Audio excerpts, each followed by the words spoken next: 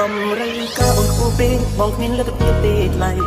មានត្រឹមចិត្តអ្នកក្តីគ្មានអ្វីប្រឆាំងនឹងគេសម័យនេះគេចាយលុយមិនមែនចាយបេះដូងស្មោះទេគ្មានន័យគេក៏ស្អាតការនេះនោះត្រូវជិះអូនហើយមែនទេទៅសម្រាប់ចិញ្ចាក់ចិនទៅបងនឹងជិះរីងរៃគូដើមក៏មានអូនទេរួមមិននឹកមកបងគ្នាសំភារៈនិយមលយដូចគេអ្នកម្នាក់ថាខ្ញុំប្រើអូប៉ូមើលខ្លួនឯងទៅមនុស្សថត iPhone តែប៉ុណ្្នឹងឲ្យមើលថាប្រើអូប៉ូទៀតបងគ្នាសំភារៈនិយមលយដូចគេទៅមាន